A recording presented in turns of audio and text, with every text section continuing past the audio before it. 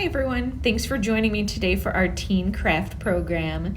Today I'm going to be showing you how to make a Kumihimo style braided bracelet. And you can see this is my sample here, this is what we'll be creating. Kumihimo means gathering threads in Japanese, and it is a very intricate style of braiding, but we're going to do a really simple one this time. And if you really enjoy this, we have a lot of really great books here in the library about Kumihimo, and you can get really intense and learn how to add beads and all sorts of great things. So we're going to start with something simple, and let's go over the supplies we're going to need. So once again, if you're able to register for our craft program, we did have craft kits available, but otherwise, these are the things you're going to need to make your Kumihimo bracelet. Some yarn you can use. I have this thin, sort of very soft yarn, but anything you have will do. The thicker the yarn, the thicker your bracelet will be. And otherwise, you can use thread like I did for this. This is craft thread. It's not exactly floss, it's a little bit thicker, but you can also use embroidery floss. So you can see my craft thread here, but embroidery floss works really great as well. And then the last thing you're going to need is your Kumihimo disc. And I'm going to show you how you can make your own if you didn't get our kit. It's really simple. You'll need some cardboard and a pair of scissors and a writing utensil for this. So let's clean up our workspace here, and I'm going to show you how you can make your own Kumihimo disc in case you didn't get our kit. You'll just need some cardboard, any size, and then you're going to need a utensil to write with. I have a Sharpie, need some scissors, and then something to make a circle that's roughly about 3 inches. I have this little cardboard circle from some of our leftover labels here at the library, so this works really great. I'm just going to trace a circle here on my chipboard like so. And then we are going to cut this out right on our line here.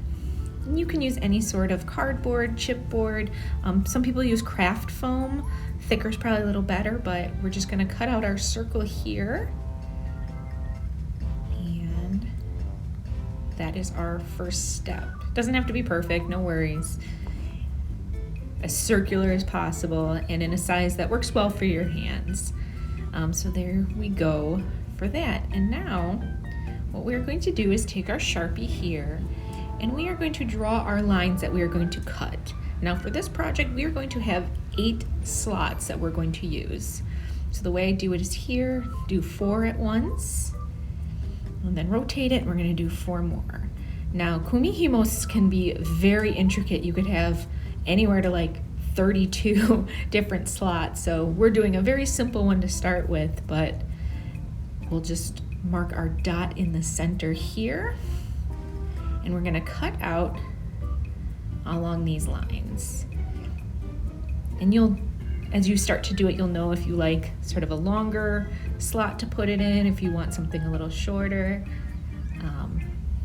Just make sure you don't go all the way to the center, because there we go, you can see how we've got. Now we're going to need to punch a hole in the center. So now be very careful in how you decide to do this. I'm going to very carefully use my scissor tip, but if you have an X-Acto knife or if you have a hole punch, that will work. Whatever you can do to get that in there, very carefully, do not hurt yourself. So there we go. And now we have our ready to go Kumihimo disc. So to get started for our braiding, you're going to need to choose whatever material you'd like to use. If you're using the yarn or your floss or craft thread, you're just going to need to cut 7 strands that are roughly 18 to 20 inches long. And that'll give us plenty to work with while we're making either our bracelet or you can make a bookmark with this. So I chose my craft thread here, and I have 7 strands in different colors each. That'll make it easier for you all to see while I'm braiding on this tutorial. And you're just gonna tie a knot at the very top like you do for any sort of normal friendship bracelet. You're gonna leave about a 2-inch tail, so that way we have some extra room when we're tying it together on our wrist, and you can always clip this if you're doing a bookmark later. But there we go. And Now we're going to take this knot and we're going to put it through the center of our Kumihimo disc, like so. Now this is going to live on the bottom side of this disc the whole way throughout our braiding. And now we're going to take one of each of these threads and we're going to put them in the slot around. And you can do this in any pattern you'd like. I'm going to braid-making it and make my rainbow here. Just make sure that your knot stays on the other side of your disc while you're putting these in here. We want it to make sure it lives behind our work. So we're going to just put these in here. Like I said, I have to do braid-making and be precise here. And like so. And so we have 7 strands and 8 slots. So we're going to make sure we need 1 empty slot and our knot at the back, and we are ready to get started. Now our first step is going to be to make sure that we hold our disc with the blank slot facing us. And then we're going to count up 1, 2, 3 up from the right of that blank slot, and this is my blue in this case. We're going to take that thread out of that slot and move it down to the empty slot that was facing us. And then we rotate our disc so that the empty slot is once again facing us, and repeat. So we count up 1, 2, 3 counterclockwise, grab that thread and put it in our empty slot. And we are just going to repeat this for the length of this bracelet or bookmark. 1, 2, 3, bring that one out of that slot and put it into our empty, and there we go. Rotate the empty to us and repeat. As you get going on this, you probably won't need to count out like I'm doing, and you get sort of a really great rhythm and just kind of brush out your threads so they don't get tangled, but this is what we're doing and this is how our pattern is created, so we just are going to keep going with this. So we're just going to keep repeating this pattern, bringing the empty slot to us down and counting 3 up counterclockwise, grabbing that and pulling it down. And you're just going to keep repeating this to the length of your bracelet. I find this is a really good fidget tool.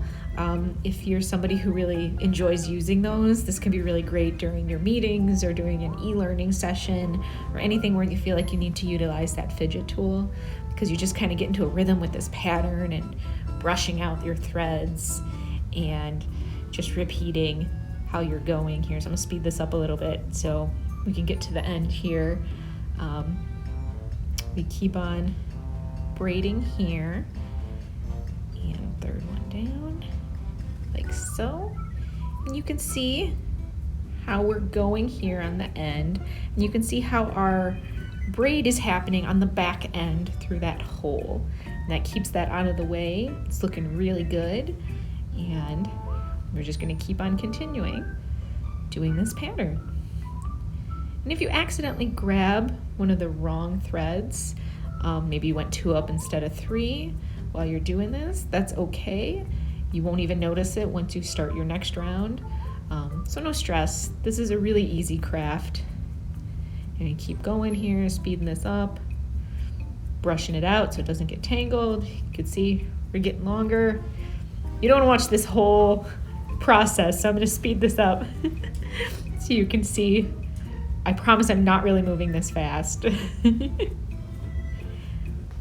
But we're just going to keep going, and you just want to kind of make sure to keep your thread here at the bottom going through like so. You can see as we get shorter and shorter, not having to brush as much my threads here, like so. And as you're going, keep an eye on your length of your bracelet or your bookmark, as it were. And once you start seeing like it might be close to the length that you want, you can decide what color you want to end on. And I think I'm gonna end on this yellow here, and that looks great. That's exactly the length I need for my bracelet. So I'm just going to remove my threads from my Kumihimo disc and pull everything through here. And then we're just gonna tie a knot, all the threads together right at the end here. And you do the same thing if you were gonna do a bookmark, just to make sure that nothing unravels here. And there we go. Here's my Kumihimo bracelet. You can see my pattern, my little cord here, it looks great. So we're just gonna cut off the ends here. I'm gonna leave about 2 inches again on the other side so that I can tie this around into a bracelet. If you were going to do a bookmark or anything else, you could leave it longer or shorter. However you'd like to finish it off here. But let's tie this in a knot here. There we go. And we have our bracelet. So thanks for watching, everyone. Now that you have all these supplies in your Kumihimo disc, you can make as many of these as you want on your own. Once again, please check out all of the books we have here at Naperville Public Library on Kumihimo and other sorts of braiding. But thank you again, and we will see you next time at our next Teen Craft program. Bye, everyone.